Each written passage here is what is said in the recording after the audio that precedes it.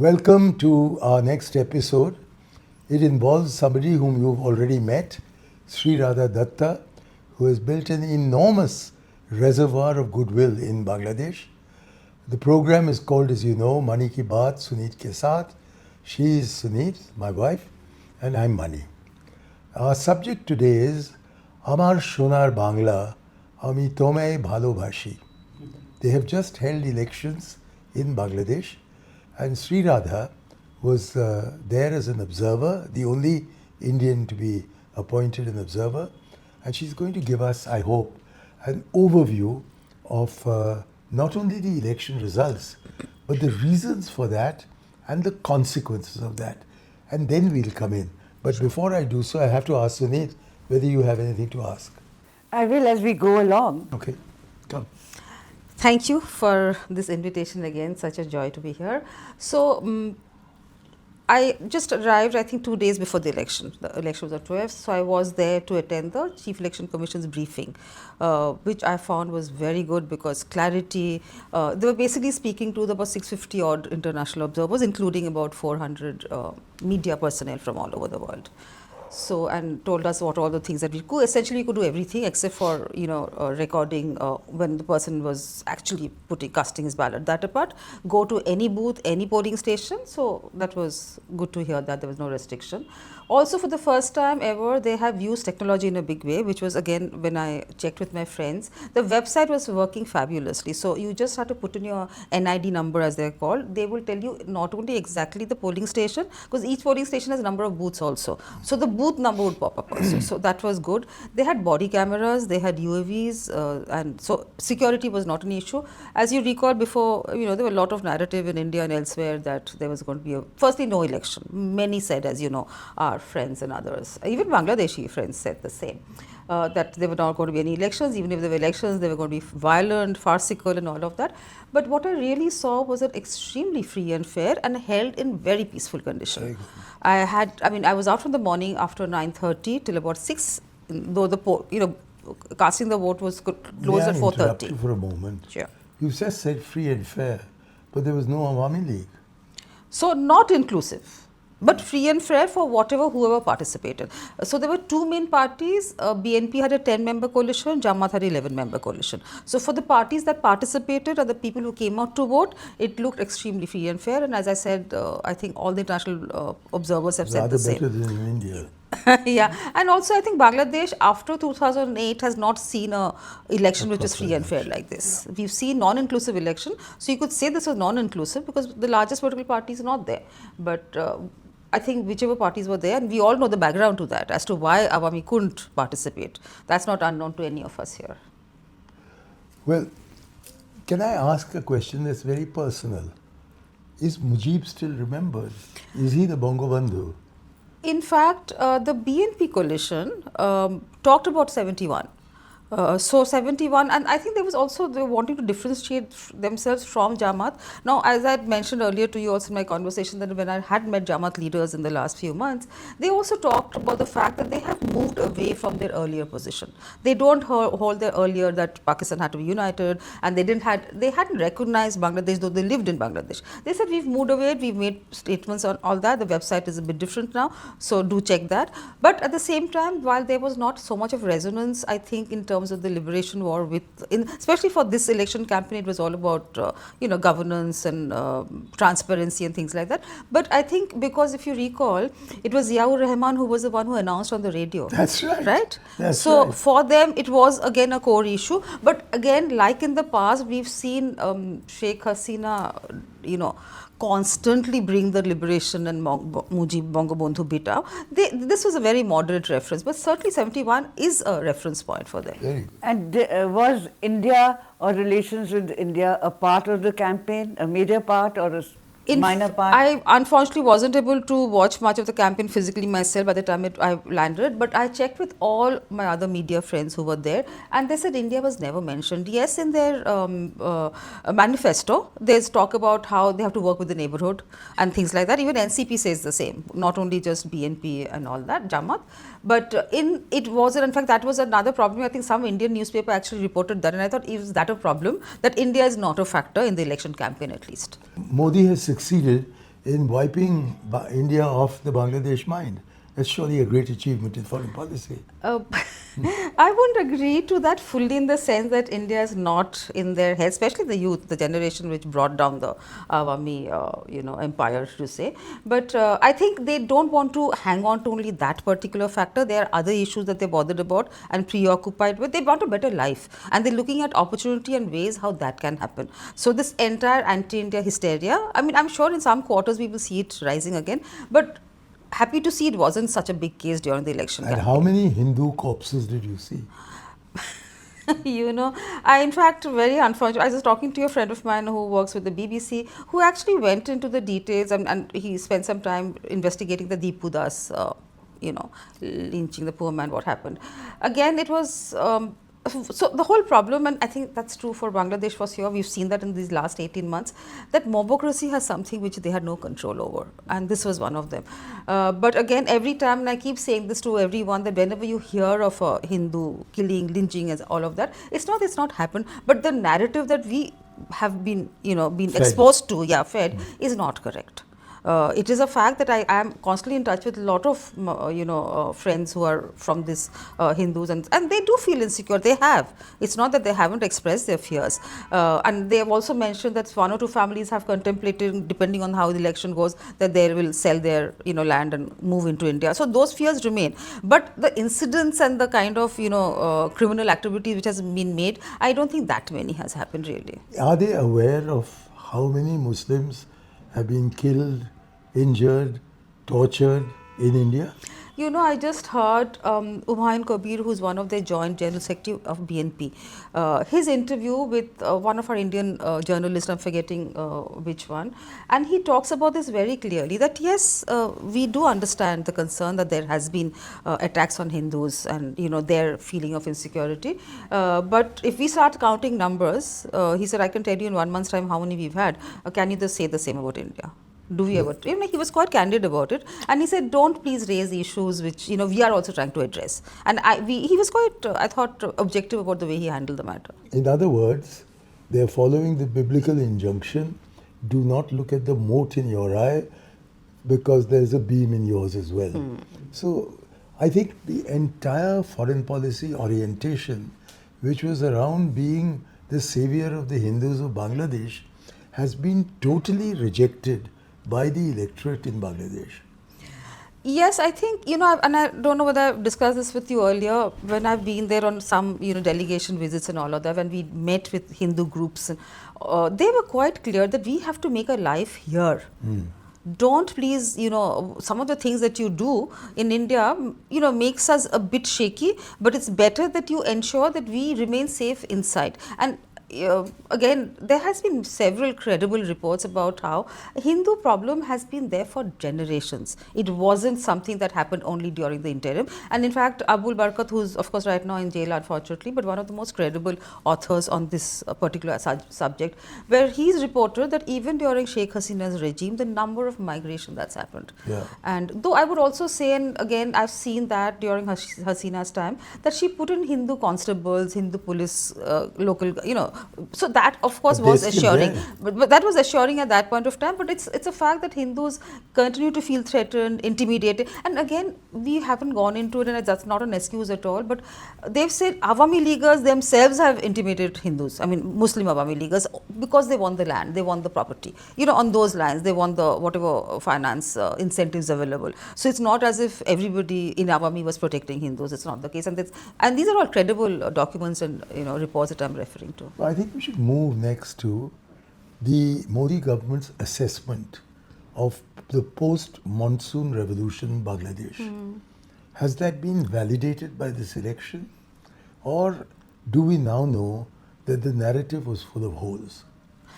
So, what we had always heard in India was that India and interim couldn't work together for a variety of reasons. Some of their own making, some of because we felt a particular way. I remember early in the days when our foreign secretary had gone and he'd come back and spoken in the parliament, gave a very positive statement saying that I think they've expressed concerns about how Sheikh Hasina shouldn't be allowed to do politics sitting in. That was only desire from their point of view. But of course things didn't go out well, and it was.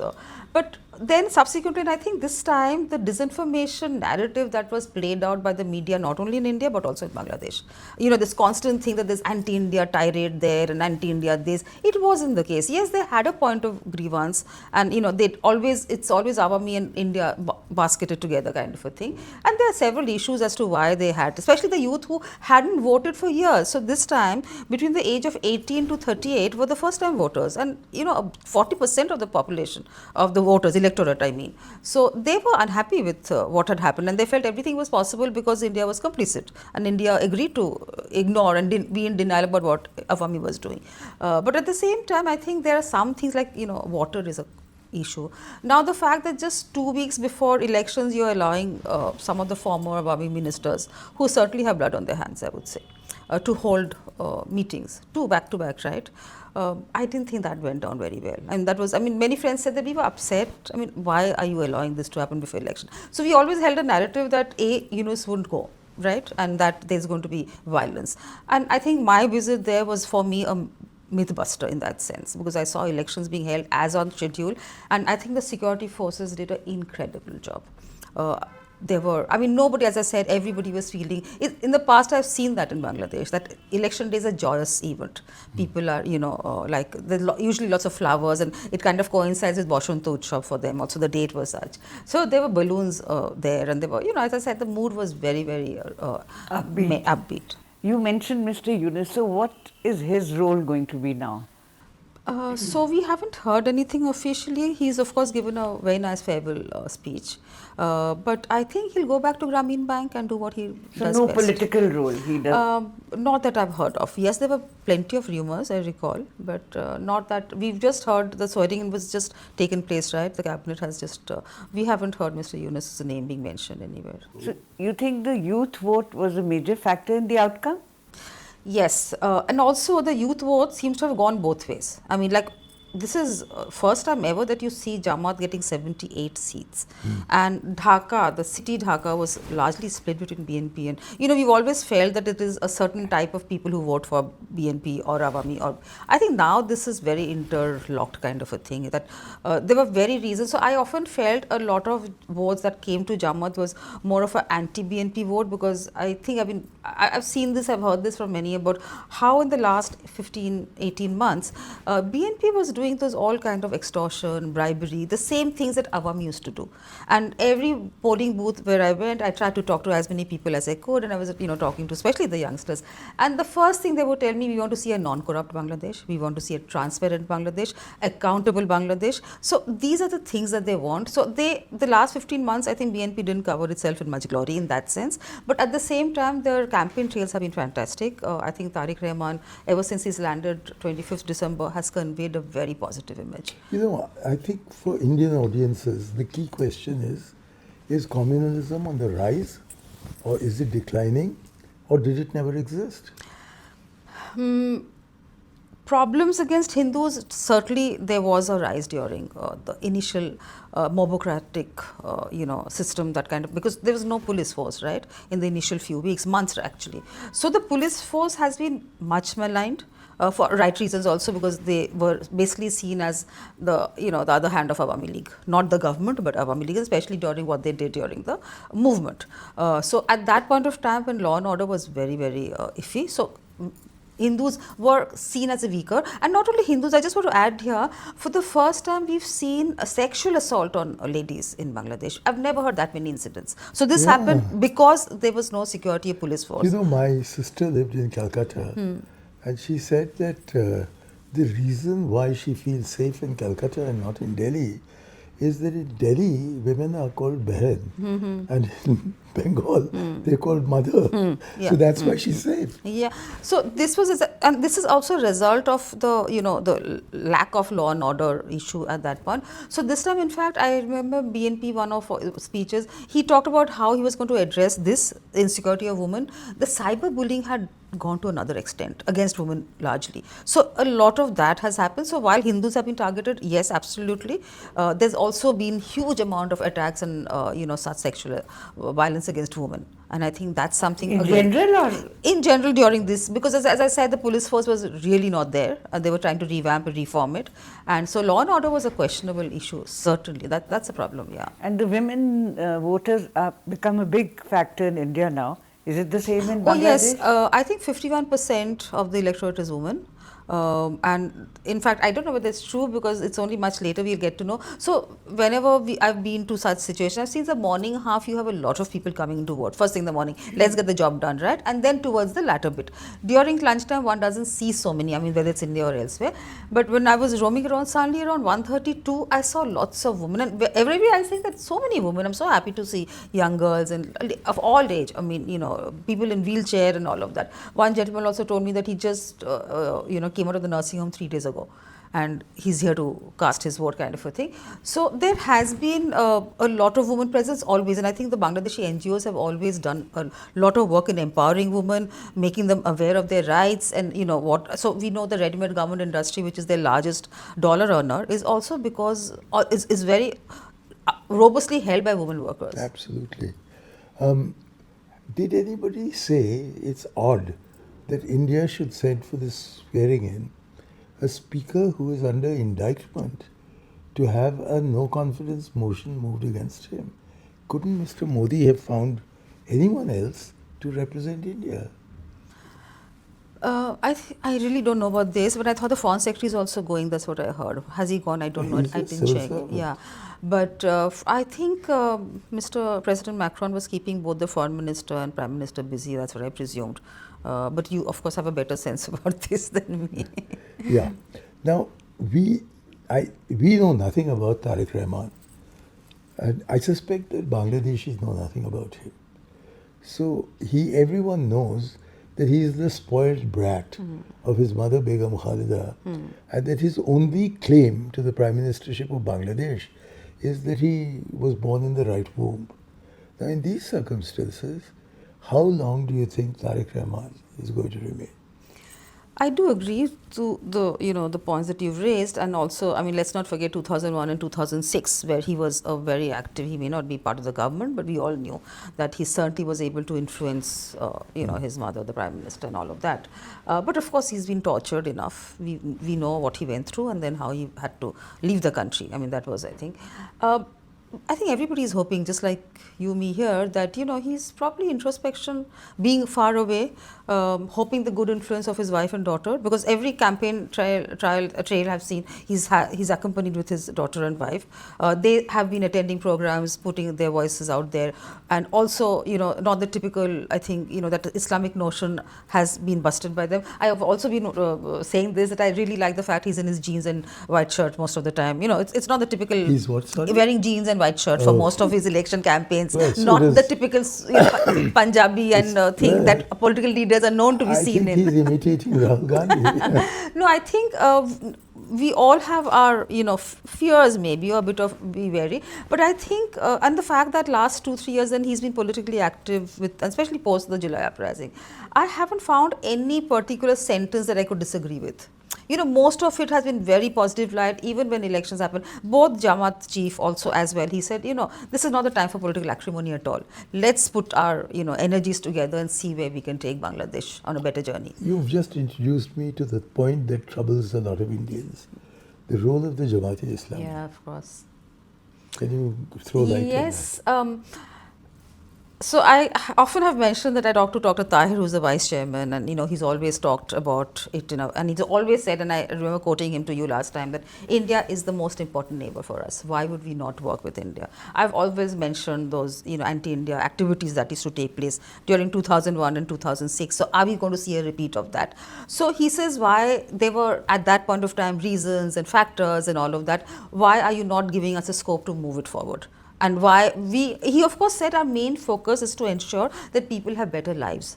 And I want to focus on that. But again, as I said, I was there during the first student election union body was taking place, which is the Daksu, which is the Dhaka University. And I was pleasantly surprised to see again, Shibir is known to be an extremely violent organization. Shibir is the student faction of Jamat. But there I saw a new avatar of, these young, again, in jeans and kurtas and different, not the typical conservative with dari and all of that. So it is a different youngsters that we see there with part of Shibi. So they are very organizationally very structured, very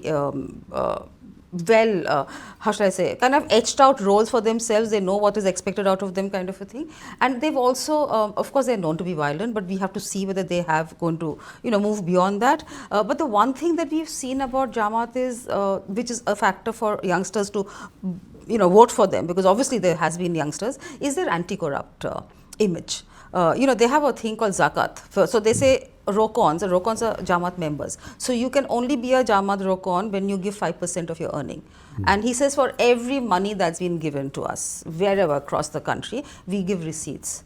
Whoever donates to us, we have receipts. So if you want to ask, he asked me, every book is audited. So you see exactly. So they don't have to extort for bribery and all of that. So that discipline has worked for them. But again, as we know, sitting in Delhi, we are skeptic. But I really would want to differentiate the Jamaat, which we are loosely always associating with the Pakistan, what we've seen. This is, I think, and also they realize, as I said, this is the first time they're in the mainstream politics. They want to hang on to that. Yes, they are conservative. The statements about women have not been encouraging at all.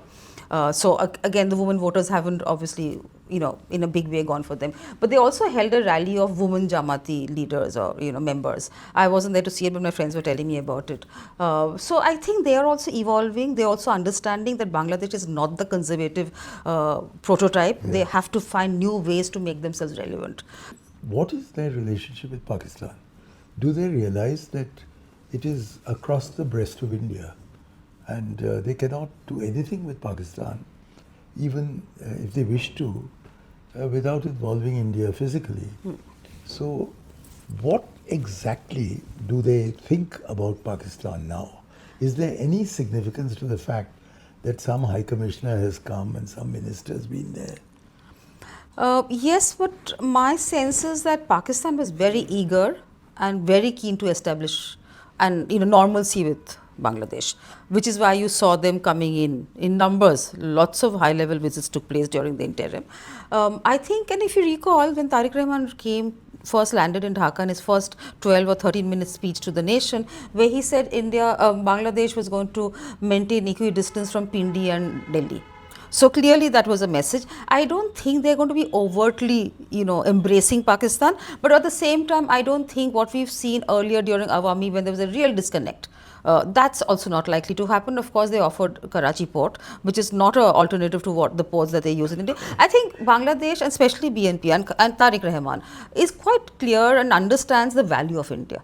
And that no Pakistan or anybody can, offer the kind of facilities or, the interdependence of economy. So it's not that they're going to disconnect from Pakistan, but I don't think our fears that it was going to be a Pakistan takeover, that's not likely to happen. What about China and Bangladesh? Oh, that's, everyone I speak to there is always talked about the fact that China has made inroads. But I said, what's so new about that? China has always been a very steadfast partner, for a variety of reasons, because they have the capacity to support. The infrastructure that Bangladesh needs, the projects Bangladesh needs, I don't think anybody can support the way China does. So whether it was a BNP government or whether it was Awami League government, China was working very comprehensively across sectors. So 9 bridges across rivers, including the Badma Railroad.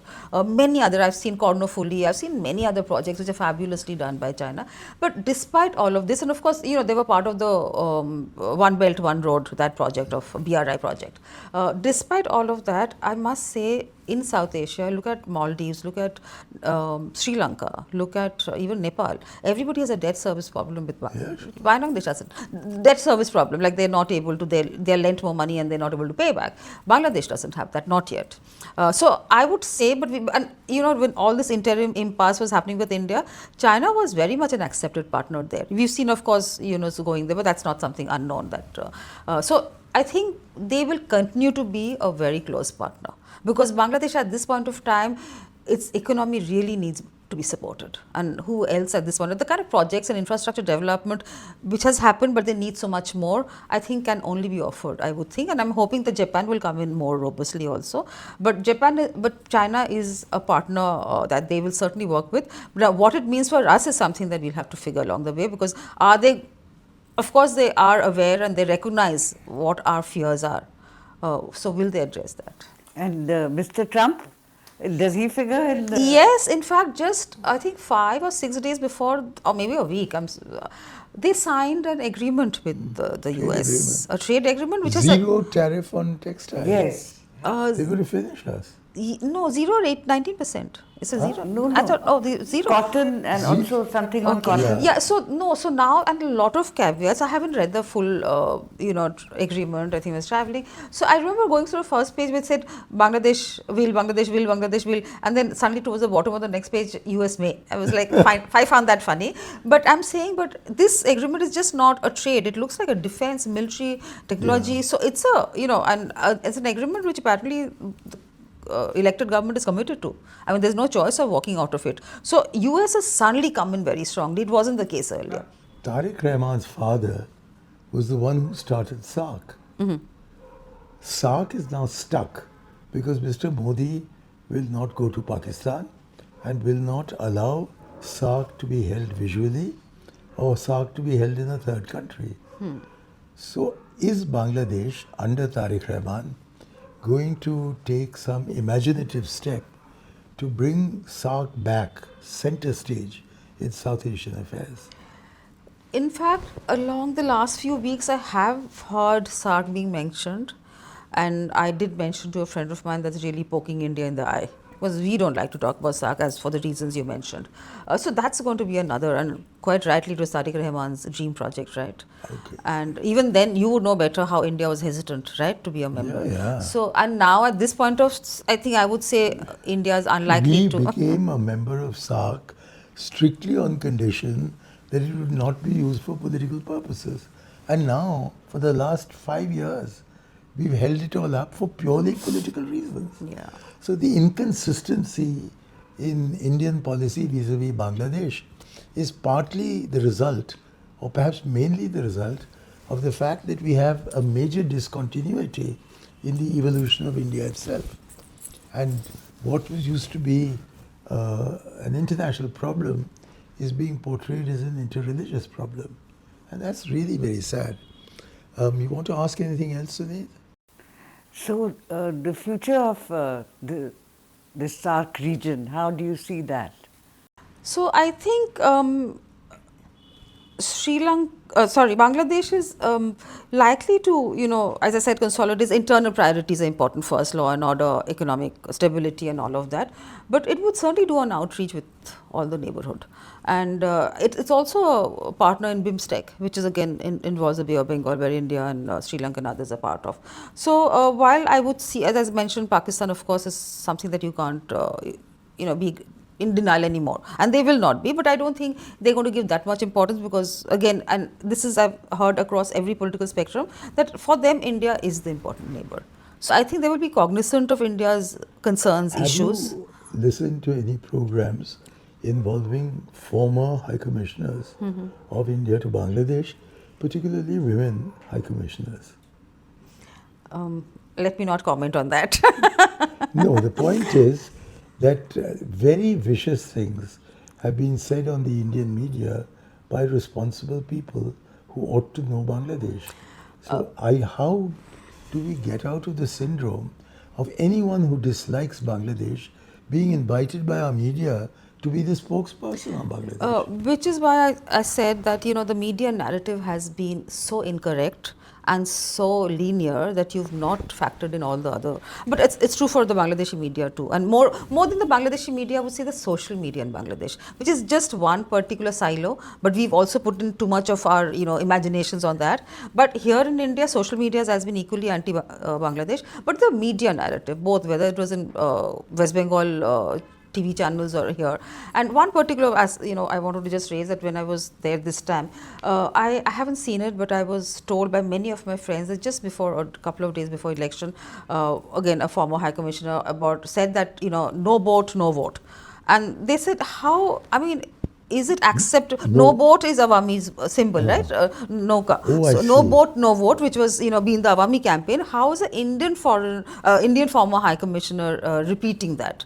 and urging, and apparently I haven't heard the video, so I can't say it, but my friend said she was urging everyone that do not go out to vote. She said, is that acceptable? If Bangladesh did that to India, what would your reaction be? I said, I mean, I can't speak for everyone, right? And they're retired, so India doesn't have to. Sreeradha, I don't know if you're aware that when I was petroleum minister, gas was discovered by GAIL Yes, yes. in the A3 Yeah. rig Yes, offshore yes, Sitwe. yeah. I had been asked by Buddhadev Bhattacharya to somehow provide gas to the Haldia petrochemical complex. And strangely enough, the obvious answer was to take this gas through Bangladesh and provide it at Haldia. One would have thought that this was the easiest thing to do. But I received a telegram from the High Commissioner of India in Dhaka while I was in Rangoon, saying that her sources in the PMO have said that her minister, who happens to be also the petroleum minister, the Minister of State, that he had been told that there were 3 impossible conditions for India to follow before anything could be signed. So I took him aside. I said, your first condition is that you must get electricity direct from Bangladesh, from Bhutan. I said, what's the problem? Why don't you ask Bhutan? And they said the answer is that India will object. So I said, there you are. It's not an India-Bangladesh problem. It's a problem of the foreign policy of Bhutan. Then they said, will you leave a share of that gas in Jessore? I replied, not only will we leave a share, whatever share you want in Jessore, after all we are a commercial enterprise, but you have gas in Brahmanbari and your industrial complex is in Jessore at the other end of the country. We have gas in Tripura. That's right. It's probably from the same vein. And I said, we don't know how to evacuate it. So we can use the main trunk line with feeder lines from Brahmanbari and Tripura in order to get our own gas to the points where we are going to use them. So he was totally agreed. Then he said, but my third condition is that we can't do it without an improvement in the balance of trade. I told him, you don't seem to understand that the balance of trade means nothing. It's the balance of payments that matters. And the capital account is included in the BOP. And I said that we're going to give you a huge amount of money in your capital account to pay for the transit fees through Bangladesh. So you solved the problem before you even raised it with me. The result was that we went into the Burmese minister's office. The agreement was concluded within 3 minutes. We signed, and then I made a huge diplomatic blunder. I said, because I thought it was funny, that this is a win-win agreement. It's not a nay-win agreement. And the brigadier, who was the petroleum minister, he looked as if he was going to be shot at dawn the next morning. So in these circumstances, I was told by the High Commissioner you're obviously referring to, that our basic policy is that we should have nothing to do with Khalida. And Khalida was the Prime Minister. I said, I've just been to see Khalida. I was wearing a cast on my leg because I had tripped in Lakshmi Mittal's house in London and I had swollen by the time I reached Dhaka. And so literally, I was putting my foot, which had to be put on the table, in the face of Begum Khalida Zia. And she said to me that we welcome this. And I went back and told the High Commissioner that she has welcomed this. Who else do you want me to get the approval of? And she said, we cannot have anything that will have Khalida's name on it. And now I can say that if she'd given me permission to put the pipeline down, it would have been Sheikh Hasina who would have inaugurated it, because this takes time to put a pipeline. So are we going to, and who was backing her? The Foreign Secretary. And they said to me, you can put your pipeline along the Kaladan River. So as a minister, a cabinet minister, I visited the Joint Secretary Bangladesh with a map of the Kaladan River in my hand. And the lady said that she did not have a map of the Kaladan River. I said, I have it. The Kaladan River arises in the Arakan Mountains. That's right, yes. It then flows to Sitwe, and then it flows down the southern border of Mizoram and returns to Arakan. So I said, are you going to put a pipeline to take Burmese gas through India to Burma? To this extent was the hatred of Khalida Zia. Now, is there any possibility that you can correct the Indian diplomatic mind? That unless we recognize that Bangladesh is a sovereign state which owes a great deal to us because there was a lot of Indian blood spilt for their liberation. It was Sidney Schanberg of the New York Times who, on my first meeting with him in January 1972 in the Dhaka Intercontinental, told me, you guys have lost the plot. I thought we were winning. So he said, everyone here is claiming that the Indian army liberated Bangladesh. They are downplaying the Mukti Bahini, and you'll have to pay a heavy price for it. And he turned out to be a prophet. True. We've paid a heavy price. We've often for very long called it the Indo-Pakistan war, right? Not liberation war of Bangladesh. It's only in recent years that we talk about that. Is there any hope that we can, one, change the mind of the diplomatic diaspora, which is how I describe those who have long resigned and our TV anchors think that they are experts? Is it at all possible to get Modi ji to focus on something other than Hindus? And what would we lose if we failed in both these tasks? So about the media, I think people want to listen to these voices. That's why the media approaches them. Otherwise, it's all about TRP, right? People want that hate mongering on. Why are you not listening to saner voices? Right? So it's about that. So I can't blame the foreign or high commissioners, whoever. They are playing up to what people want to hear, possibly. There are so many peacemongers among us. So because we lack in trips, we have to keep quiet. But well, I'm so glad you've come on our program because this is also the social media. Yes, of course, yes. And but on the other, in terms of the trade and other things, and I'm also I'm glad you told me about your experience, because at that point of time I was also doing a lot of track too with Bangladesh, and we were always under the impression that Khalida Zia was not welcoming for the the gas deal. That's the impression that we had. We were doing other programs. But in fact, I was part of I think 4 simultaneous track tours were happening during that period of 2000 to 2006. And then, of course, things went a different way. But I really hope that this time round, and we know that there is something that I keep giving this, that, you remember Anurag AKD, as you call him, Nisanaike, who was so vitriolically anti-Indian, right, when he was the JVP leader.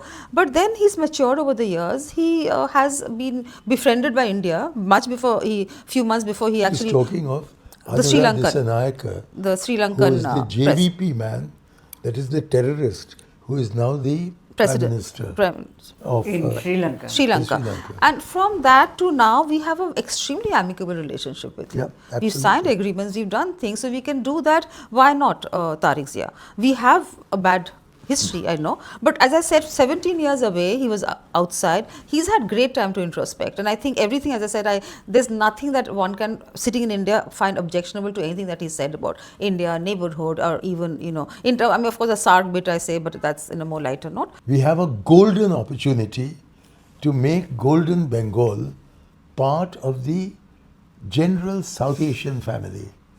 If we blow it, the only people to suffer will be the people of India.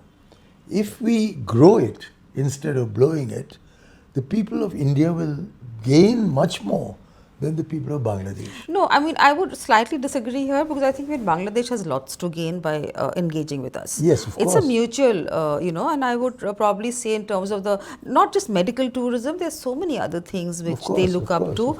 Eid is coming. If visas were, made easier, the entire Kolkata markets would be bustling just now. As a diplomat, what I look upon as benefit is not how many rupees we'll get from them, but our standing in the world as a peaceful country that believes in peaceful coexistence will shoot up. It's gone down to the ground because there is no country in South Asia with whom Mr. Modi enjoys good relations except Afghanistan, and it's a certified terrorist state. So it's ridiculous. No, but I think we've done good with Sri Lanka. As I was saying, AKD, who was anti-virulent, very virulent against India at some point of time in his early career days. But now that he's a political leader leading the country, he's matured, he's changed his ways. So I think we expect the same from Bangladesh. We expect... We expect the same from India. That's the point. I hope so. I really Okay. hope so. Because I feel South Asia's destiny lies in India and Bangladesh working together. Good. That's, I think, a very good point at which to end. So, Amar Sonar Bangla, Ami Tomai Bhalobashi. Namaskar, Jai Hind. Thank you.